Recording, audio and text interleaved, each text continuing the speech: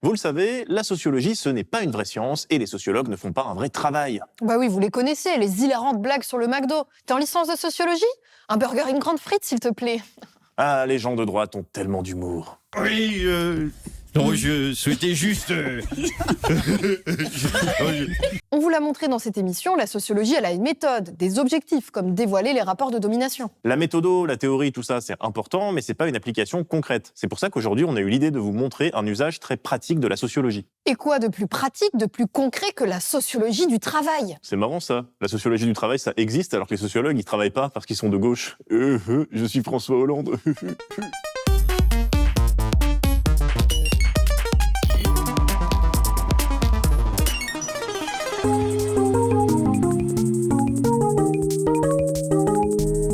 Depuis le 1er janvier 2025, les allocataires du RSA sont automatiquement inscrits à France Travail. Jamais à court de jargon technocratique, l'exécutif appelle ça un accompagnement rénové. Concrètement, les 1,8 million d'allocataires du revenu de solidarité active, RSA, sont désormais, depuis le 1er janvier 2025, inscrits d'office à France Travail et tenus, pour une large partie d'entre eux, de s'acquitter d'au moins 15 heures d'activité hebdomadaire via un contrat d'engagement. Et quand on dit 15 heures d'activité, c'est aussi du jargon technocratique. En réalité, il s'agit de 15 heures de travail. Ah, 15 heures de taf par semaine pour la somme mirobolante de 635 € par mois pour une personne seule. C'est le rêve. C'est toujours la même logique, on ne va pas augmenter les salaires. Si on a des difficultés de recrutement, l'une des solutions, ça pourrait être d'augmenter les salaires ou d'imposer aux employeurs d'améliorer les conditions de travail. Non, en fait, on va mettre davantage de pression sur les personnes en insertion. Bon, cette réforme du RSA, là, c'est que la dernière trouvaille du gouvernement pour faire un truc à la mode, culpabiliser les allocataires de minima sociaux. Et c'est dans un contexte où le travail est employé comme un moyen de pression. On dit aux gens, si tu travailles pas, t'as pas d'allocation. Et on ne s'interroge pas non plus sur les conditions dans lesquelles le travail est exercé. Il faut travailler parce qu'il faut travailler, et puis c'est comme ça. Le vrai débat qu'on a à avoir dans la société, c'est un débat sur le travail. Notre rôle en tant que responsable politique, c'est de faire en sorte que le travail soit justement rémunéré, mais aussi que les salariés se sentent bien dans leur travail. C'est vrai que sur le travail en général, à part de grandes phrases toutes faites, il faut travailler plus pour gagner plus, le travail c'est important, on entend assez peu de choses. Alors que le travail, le fait de travailler, ça occupe quand même le quotidien de la grande majorité de la population française, à part les retraités. Soit vous travaillez, soit vous êtes étudiant et vous étudiez en vue de trouver un travail, soit vous êtes chômeur et vous êtes censé chercher du travail. Je traverse la rue, je vous en trouve, il veut simplement des gens qui sont prêts à travailler. Et pourtant, malgré son importance dans notre système capitaliste, le travail, on en parle peu ou mal dans les médias. Mais pas chez Blast, où Salomé Saké a fait une super vidéo en compagnie de Denis Colombi et Nicolas Framont. Activez l'abonnement, abonnez-vous à la cloche. Un salarié sur 2 estime se trouver dans une situation de détresse psychologique. C'est 2 fois plus qu'il y a 15 ans. Et merci Salomé pour la transition, parce que oui, c'est l'une des utilités de la sociologie. Elle permet de capter les évolutions du monde du travail sur le temps long. Oui, là on fait ce qu'on appelle de la socio-histoire, c'est-à-dire adopter une perspective sociologique sur des faits historiques. Plusieurs sociologues ont travaillé sur les évolutions du monde du travail. On peut penser notamment à Robert Castel, qui a travaillé sur cette notion de précarité. Il faudrait aujourd'hui reconsidérer ce que l'on entend par précarité. Dans un nombre croissant de cas, la précarité n'est plus une période transitoire plus ou moins difficile à vivre en attendant de déboucher sur l'emploi durable. La précarité peut devenir, paradoxalement, un état permanent. On peut faire l'hypothèse du développement d'un précariat qui se constitue comme une strate permanente de la division du travail. Castel, il a donc bossé sur la question de la précarité en s'appuyant sur les évolutions législatives, sur les discours politiques. Bref, il a étudié les grandes évolutions du monde social. Et il donne un exemple en analysant les nouvelles formes que prennent les contrats de travail.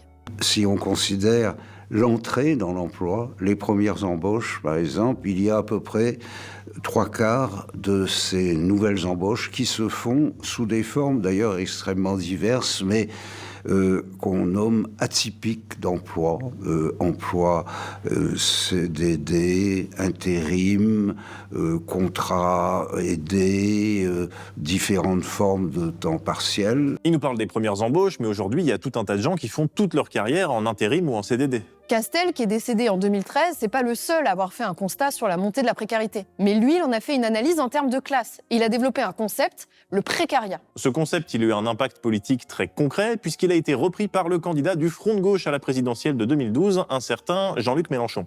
Ce qu'on est en train de faire, c'est d'organiser une nouvelle forme de précariat. Là, on a un exemple d'un réemploi d'un concept sociologique dans un discours politique. Mais ce qui donne de la force à cette analyse sociologique du monde du travail, c'est aussi que plusieurs chercheurs et chercheuses qui travaillent sur cette question partagent la même analyse, les mêmes résultats. Et ça, c'est un critère de scientificité. Si plusieurs chercheurs et chercheuses qui ne travaillent pas ensemble arrivent aux mêmes conclusions. Bon, si c'est pas clair pour vous, vous inquiétez pas, on vous a préparé un exemple. Un constat très largement partagé par les chercheurs, c'est celui de l'atomisation du monde du travail. Pour pouvoir asseoir une domination sur les salariés, il fallait briser ces collectifs. Et c'est ça qui s'est passé dans les années 70-80, qui est arrivé à son apogée avec les entretiens individuels, où non seulement on évalue de façon arbitraire, comme vous le disiez, des résultats, mais surtout on évalue la personne. Les collectifs de travail sont plus petits, les contrats de travail sont de plus en plus personnalisés. La sous-traitance, l'intérim brisent les logiques de solidarité. Les gens se connaissent moins, se parlent moins. Et ça, cette évolution qui dure depuis les années 70, les salariés la ressentent. Regardez cet extrait du documentaire La mise à mort du travail, où une ouvrière qui fabriquait des rouges à lèvres témoigne. Et quelle ambiance il y avait dans l'atelier à cette époque-là? C'était une famille. Ouais. Ah, c'était une famille. S'ils étaient fatigués, ils avaient des cloques au niveau des mains parce que bon, c'était manuellement. Ils s'échangeaient entre elles et laissaient jamais une personne souffrir. Puis bon, la société elle était achetée par des Américains. Et là, c'est devenu mais vraiment la catastrophe parce que là, c'était vraiment marche ou crève. Ce ressenti des salariés, il est appuyé par le travail des sociologues. On peut citer par exemple cet ouvrage sorti en 2015 et au titre évocateur, Les risques du travail. C'est un ouvrage collectif avec plusieurs articles, il n'y a pas que des sociologues qui ont travaillé dessus. Oui, voilà, il y a aussi des médecins, des statisticiens, des ergonomes et des psychologues. Deux d'entre eux, Yves Clos et Yvon Miosek, dans l'introduction de leur article « Le collectif de travail entre fragilité et ressources », dressent le constat suivant. Le rapport au travail prend de plus en plus l'allure d'un face-à-face direct entre un individu seul et une organisation du travail anonyme. De telles configurations du travail, en expansion croissante, sont marquées par l'ignorance dans tous les sens du terme du collectif comme ressource sociale primordiale pour le travail. Là, ça nous permet de faire un point sur une notion qui est beaucoup mise en avant dans les sciences en général, et pas seulement dans les sciences sociales et humaines, c'est la notion d'interdisciplinarité. Le mot, il est assez transparent, c'est l'idée selon laquelle différentes disciplines scientifiques doivent travailler ensemble. Un juriste, un médecin ou un sociologue n'auront pas le même point de vue sur le même problème. Mais ces points de vue variés ne sont pas contradictoires, ils décrivent simplement la même réalité avec des prismes différents. Et c'est particulièrement utile dans le monde du travail. Prenons un exemple. Jean-Louis est salarié dans un bureau où il remplit des tableurs Excel toute la journée. Et il finit par se plaindre de douleurs à la main. Dans ce cas, le médecin du travail va lui diagnostiquer un syndrome du canal carpien. Un juriste pourra l'aider à connaître ses droits pour éventuellement vérifier si l'employeur a rempli toutes ses obligations légales de sécurité. Et le sociologue, il pourra, s'il enquête sur place, déceler les problèmes d'organisation qui ont conduit à ce que ce soit un seul salarié qui doive remplir en boucle tous les tableurs Excel de l'entreprise. Alors l'enquête de terrain, on en a déjà parlé dans cette émission, mais il y a aussi une ressource qui permet de voir comment elle se déroule dans la réalité, c'est le documentaire. Oui, beaucoup de réalisateurs, et notamment de documentaristes, ont fait un travail presque sociologique sur le monde du travail. D'ailleurs, à ce sujet, il y a une super série de vidéos de la Loumi du passé sur sa chaîne Vidéodrome en collaboration avec Cinéma et Politique. En observant le travail des employés et leurs témoignages, on constate la précarité, les mutations, le fait que ce travail se dilue de plus en plus avec la vie privée. Là où le documentaire sur l'ouvrier montrait le rapport corps-machine, les documentaires sur les employés montreront surtout la pénibilité psychologique. Un docu qui a marqué les gens à sa sortie sur la façon dont il montrait le monde du travail et ses évolutions, c'est Attention, danger, travail de Pierre Carl, qui est sorti en 2003. On veut qu'il y ait une bonne ambiance chez Domino's Pizza. On veut pas qu'il y ait des conflits de personnalité. On n'a pas de temps à perdre avec ça. C'est un peu de l'interdisciplinarité aussi quelque part. Les documentaristes illustrent ce que les sociologues étudient. Oui, un documentaire peut par exemple montrer des gestes répétitifs.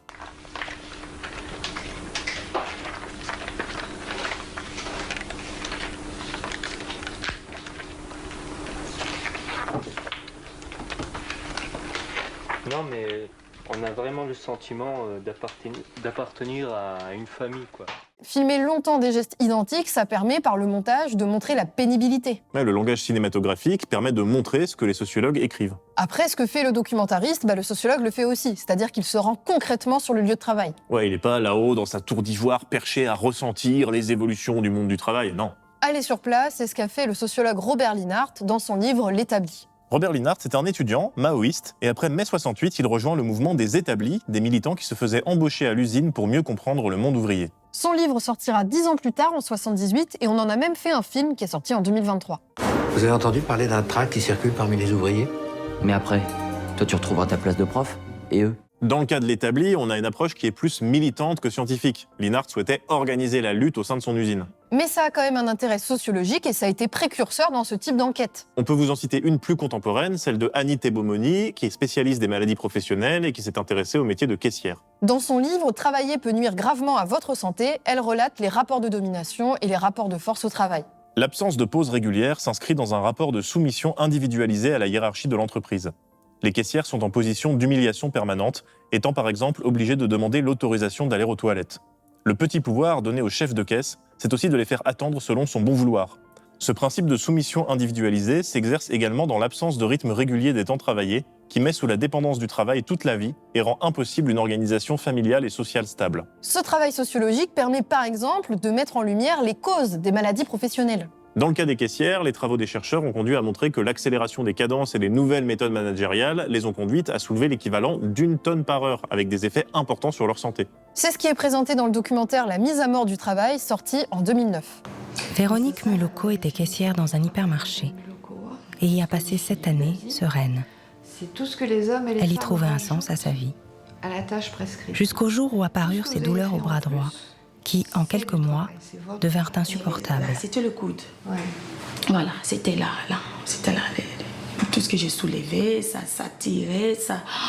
C'était que je fasse quelque chose, que je ne fasse rien. C'était là constamment. Alors, en théorie, le sociologue, il peut enquêter pour proposer des solutions aux salariés ou à l'employeur. Mais en pratique, il peut être assez difficile d'accéder au terrain, c'est-à-dire à l'entreprise. Oui, les employeurs sont assez frileux en général, mais on se demande pourquoi. Ouais, alors qu'ils auraient pu montrer à quel point ils sont sympas, comme ce mec de Domino's Pizza. Au revoir. Bon, à demain, à mercredi et à jeudi. Et en plus, vous savez quoi? C'est un travail où vous êtes payé, vous vous rendez pas compte? Alors, ce qui est possible en tant que salarié, c'est de demander une expertise. C'est quelque chose qui est assez méconnu en France comme droit, mais dans les entreprises privées de plus de 50 salariés, les salariés, via leurs représentants du personnel, donc les comités socio-économiques, ont un droit à l'expertise. Encore une fois, quelle excellente vidéo de Salomé Saké avec des invités de qualité. Eh oui, activez-vous à l'abonnement et clochez Blast. Dans cette activité d'expertise, en fait, ce qu'on fait, on applique une partie des méthodes de la sociologie du travail et de la psychologie du travail, c'est-à-dire qu'on fait des entretiens avec un échantillon représentatif des salariés de l'entreprise pour essayer de comprendre ce qui se joue dans son organisation. C'est un travail de contre-expertise, un véritable contre-pouvoir qui peut par exemple être utile pour démonter les justifications patronales d'un plan de licenciement. Et là, c'est pas juste de la théorie. Comme dirait l'autre, c'est... Des choses très concrètes. Donc, les salariés peuvent demander une expertise sociologique. Mais concrètement, comment ça marche ? Déjà, simplement avec des entretiens sociologiques, on peut déceler une souffrance au travail. Oui, et puis la sociologie, elle permet de désindividualiser les choses. On vous explique. La sociologie, c'est une science qui étudie les groupes humains, qui n'est pas dans une approche individuelle. Cette approche-là, elle s'oppose aux évolutions récentes du monde du travail qui font tout peser sur l'individu. Je crois que ce qu'on oublie souvent de dire, c'est qu'on est passé par une individualisation, une atomisation et ce qu'on appelle aussi une psychologisation de la relation de chacun à son travail. Auparavant, il y avait des collectifs de travailleurs et ils savaient qu'il y avait de la souffrance, mais ils avaient une manière à eux de la prendre en charge, de la réguler. Une enquête sociologique peut permettre de démontrer que des salariés qui ne se parlent pas, qui n'osent pas se parler, vivent pourtant les mêmes problèmes et que donc ces problèmes sont liés à l'organisation du travail et pas à leur comportement individuel. Un exemple fictif. Imaginez que dans une entreprise, 6 personnes se sont succédées en 2 ans à un poste de secrétaire. La réaction patronale de base, ça va être de dire « Ah bah toutes les secrétaires que j'ai embauchées, elles sont toutes nulles, les jeunes ne veulent plus travailler, on paye trop d'impôts, gna gna gna ». Je comprends pas parce que t'es de droite, peut-être? Alors que le sociologue, lui, il pourrait dire que l'organisation du travail pose problème, que la secrétaire a un poste qui est mal défini ou qu'elle a trop de responsabilités. Voilà, ça permet de prendre de la hauteur et de voir les choses autrement. En découvrant que plusieurs personnes qui sont au même poste ou qui se sont succédées au même poste ont vécu les mêmes choses, ça permet de mettre à jour des dysfonctionnements. Wow, un acte de gauche. C'est pas forcément des sociologues qui font les enquêtes, ça peut aussi être des syndicalistes qui sont souvent formés aux méthodes sociologiques. Et là, l'étape suivante, si les conclusions du rapport plaisent pas au patron, on peut les envoyer à l'inspection du travail ou même directement à la justice. Et c'est pour ça que c'est important ce qu'on vous disait sur l'interdisciplinarité. Un sociologue, tout seul, il peut pas faire grand-chose. Il a aussi besoin d'expertise médicale, juridique, d'action syndicale, de couverture médiatique. C'est des démarches qui sont longues, mais qui, à terme, peuvent aboutir à un passage devant le tribunal des prud'hommes. Par exemple, dans le documentaire La mise à mort du travail, un employeur a voulu se débarrasser de caissières qui s'étaient syndiquées en faisant croire qu'elles avaient volé. Du coup, les caissières, elles ont fait un procès, et on le voit ici. D'autres salariés ont eu à se plaindre des mêmes accusations et de ces mêmes fichus étui de chewing-gum qu'ils retrouvent de manière extraordinaire dans leur sac. Alors là, le mode opératoire devient récurrent et effectivement, on se débarrasse systématiquement du salarié en mettant des étuis de chewing-gum. C'est la marque de fabrique d'Intermarché, vraisemblablement. Le ou la sociologue peut aussi accompagner des salariés qui ont décidé de s'organiser collectivement pour faire reconnaître une maladie professionnelle, par exemple.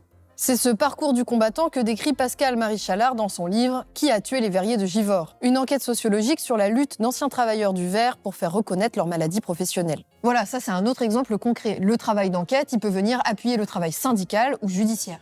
Bon, on espère qu'on vous aura convaincu dans cette vidéo que la sociologie peut faire quelque chose pour le monde du travail. Tout en ayant conscience que c'est difficile et que le sociologue, il peut pas faire bouger les lignes tout seul. Et c'est important d'en parler car on n'a jamais eu autant besoin de se pencher sur la réalité du monde du travail. En décembre 2024, un rapport de la Caisse nationale de l'assurance maladie révélait que le nombre des morts au travail avait atteint un pic en 2023 et que ce chiffre ne cessait d'augmenter depuis 10 ans. Les transports et le BTP restent les secteurs d'activité les plus touchés par la mort au travail, mais deux catégories englobant l'intérim et les services, action sociale, santé, nettoyage, banque, assurance, administration, présentent une hausse inquiétante de 11%. Malgré cette situation catastrophique, c'est un sujet de plus en plus périphérique. Pourtant, c'est pas une fatalité. Des années 2000 jusqu'à la moitié des années 2010, on a eu toute une mode des documentaires sur le monde du travail. D'ailleurs, tous les extraits qu'on vous a montrés, ils datent de cette période-là. Les coiffures qui sortent de l'ordinaire ne seront pas tolérées. Comprenez? Toi, c'est clair, il va falloir que ça dégage. Sinon, tu ne pourras pas te présenter à un client avec les cheveux comme ça. Il y a eu tout un moment politique où on dénonçait la violence du nouveau management et où l'on critiquait la violence du monde du travail. Et on se moquait des managers hors sol. D'ailleurs, tout à l'heure, dans un des exercices, il y en a un qui m'a glissé dans l'oreille très gentiment. Mais moi, j'ai beaucoup plus de facilité à engueuler le mec qu'à le récompenser. Et ça serait pas sorti si on n'avait pas été dans l'émotion pure, dans le ressenti.